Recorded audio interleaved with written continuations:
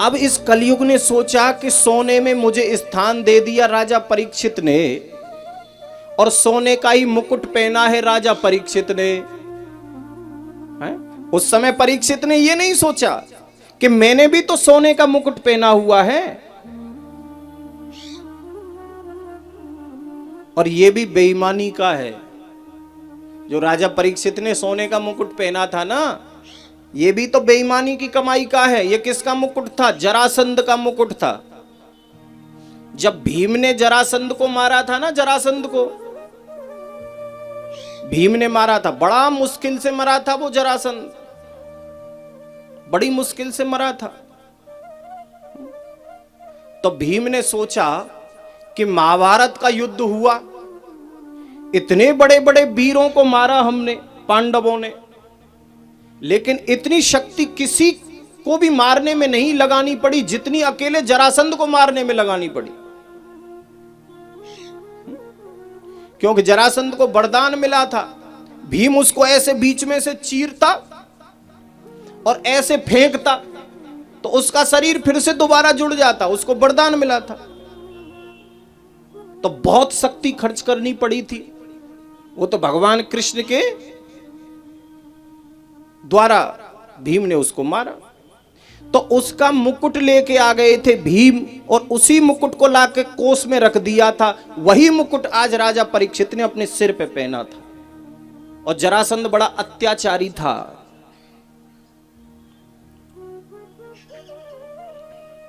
और कलयुग ने यही किया।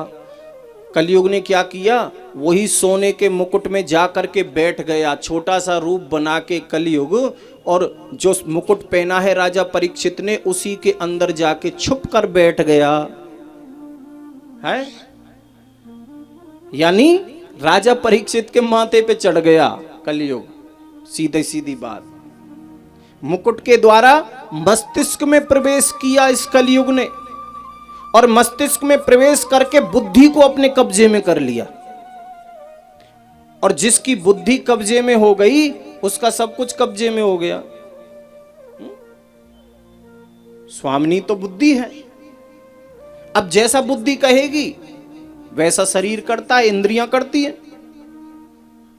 और यहीं से राजा परीक्षित की बुद्धि नष्ट हो गई, कलयुग में आके बैठ गया बुद्धि में।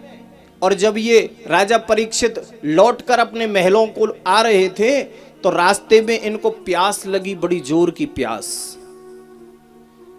पानी मांगा पीने के लिए एक संत की कुटिया में, समीक ऋषि जिनका नाम है।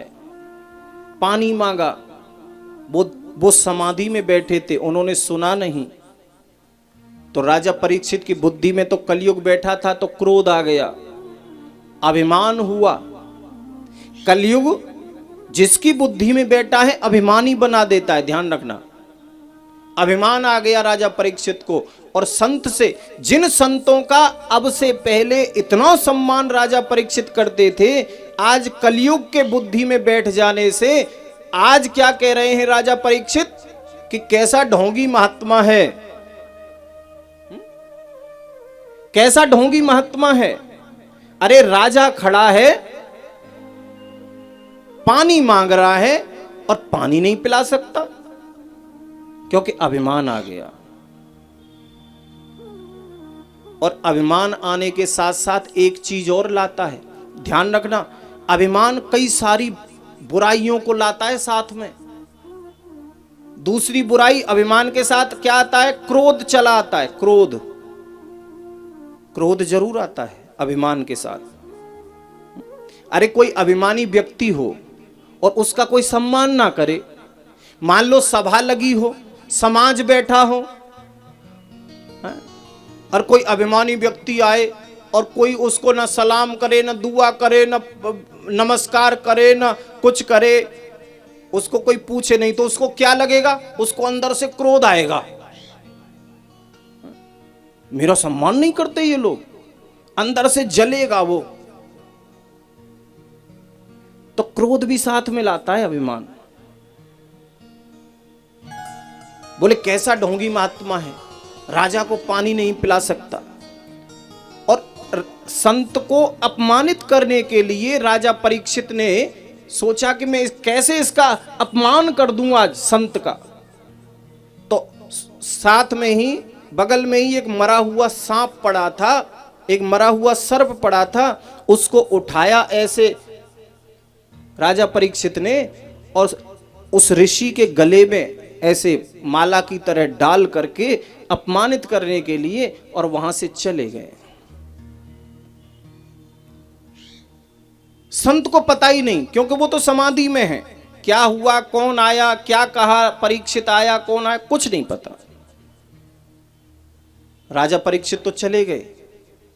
अब इस ऋषि का बेटा जिसका नाम है श्रृंगी, वो जब लौट के आया, देखा पिता के गले में किसी ने सर्प की माला डाल दी मरे हुए की, तो क्रोध आ गया।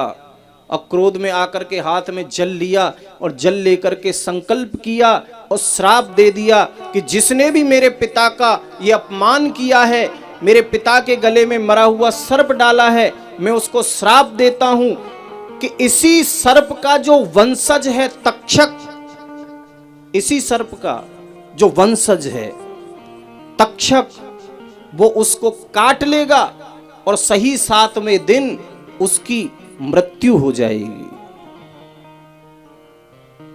ठीक 7वें दिन।